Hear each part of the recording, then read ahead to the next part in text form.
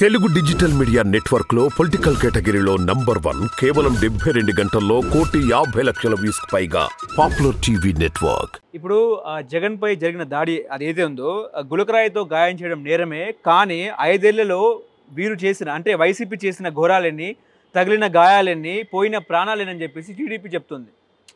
ఇప్పుడు అపోజిషన్ పార్టీలో ఉన్నవాళ్ళు అట్లా చెప్పక ఏం చెప్తారు?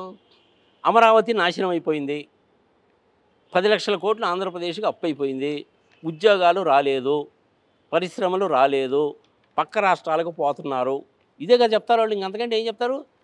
మేము అధికారంలోకి వస్తే క్వాలిటీ లిక్కర్ని చీప్ రేటుకి ఇస్తాము.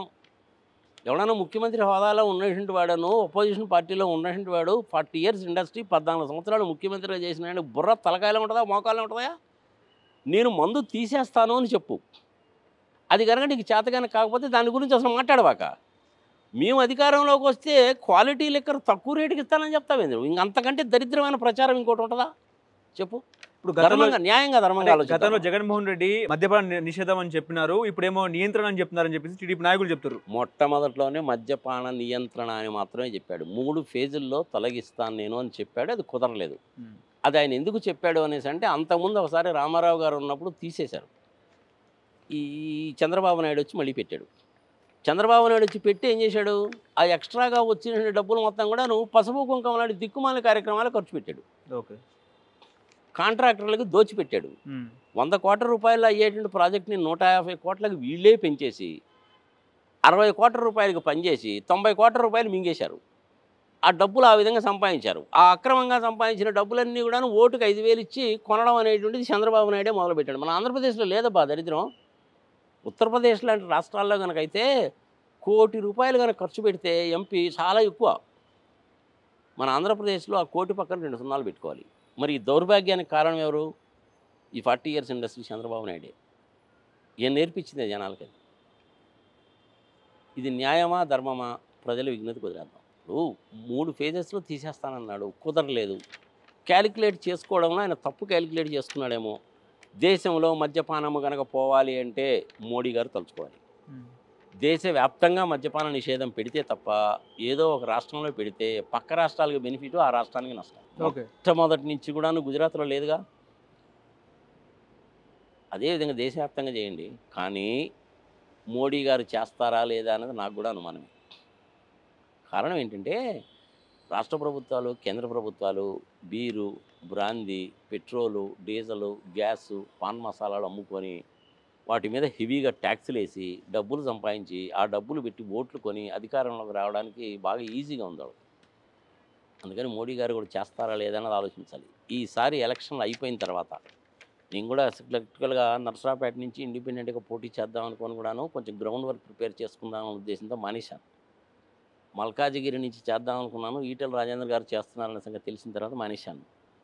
ఈసారి మోడీ గారు కనుక 90 లక్షల కోట్లు తీసుకురాకపోయినా, ఆంధ్రప్రదేశ్కి 10 సంవత్సరాల పాటు పన్ను రాయితీలు ఇవ్వకపోయినా, పెట్రోల్ మీద, డీజిల్ మీద వీటన్నిటిని కూడా జీఎస్టీలోకి తీసుకురాకపోతే మోడీ గారి ఇంటి ముందు కానీ ఆయన ఆఫీస్ ముందు కానీ నిరాహార దీక్ష చేయడానికి నేను సిద్ధపడ్డాను.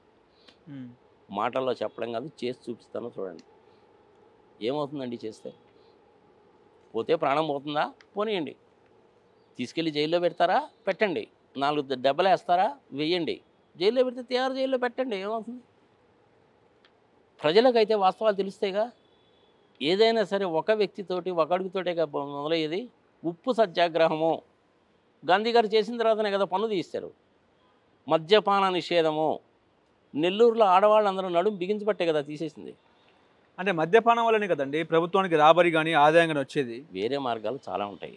ఇదొకటి. వాళ్ళు ఏం చేశారంటే దీన్ని ఒక మార్గం కింద ఎంచుకున్నారు. మీకు ప్రజలకు చాలామందికి తెలియదు ఎంత మార్జిన్ ఉంటుందో తెలుసా? ప్రాఫిట్ మార్జిన్ బీరు బ్రాంతి మీద 25% ఉంటుంది. 100 రూపాయలు బీరు బాటిల్ కనుక అమ్మితే అందులో 25 రూపాయలు డీలర్కి మార్జిను. మీకు తెలియదు ఆ సంగతి. 40-45 రూపాయలు అనేటువంటిది ట్యాక్సెస్ రూపంలో పోతుంది. మిగిలినటువంటిది 20-25 రూపాయలు దాని ఖరీదు. యాక్చువల్గా 25 రూపాయలు ఖరీదు చేసేటువంటి బీరు బాటిల్ని మీరు 160 రూపాయలకి హైదరాబాద్లో కొనుక్కుంటున్నారు అనేసి అంటే 140 రూపాయలు ఏంటి? ఆ 140 రూపాయల్లో ఇంచుమించుగా 25-30 రూపాయలు డీలర్ మార్జిను, మిగిలినంతా ట్యాక్స్లే. అందుకని ప్రభుత్వానికి నష్టం వస్తుంది, కానీ వేరే మార్గాల ద్వారా దాన్ని సంపాదించుకోవచ్చు. ఎప్పుడైతే మందు తాగడం అనేటువంటిది టోటల్గా బ్యాన్ పెట్టారనుకో బాబు, నువ్వు అడిగిన దానికే చెప్తాను నేను. టోటల్గా బ్యాన్ పెట్టారనుకో దేశవ్యాప్తంగా, అంతా పెట్టాలి దేశవ్యాప్తంగా. ఒక రాష్ట్రంలో పెడితే మటు కుదరదు. పెడితే ఏమవుతుంది? గవర్నమెంట్కి ఆదాయం తగ్గుతుంది, తాగడానికి మందు లేదు, ప్రజల జేబులో డబ్బులు ఉంటాయా లేవా? వాడు ఆ డబ్బులు ఏం చేయాలి? బంగారం అన్నా కొనుక్కోవాలి, వస్తువులన్నా కొనుక్కోవాలి, భూమి అన్నా కొనుక్కోవాలి, బ్యాంకుల్లోనా డిపాజిట్ చేసుకోవాలి. అంతేనా? వాడికి డబ్బులు అయితే మిగిలేగా, మిగిలిన డబ్బులు పెట్టి వాడు కొనుక్కున్నాడుగా. వస్తువులు కనుక్కుంటే నీకు జిఎస్టీ ఎన్నో ఇన్కమ్ ట్యాక్స్ వస్తాయిగా.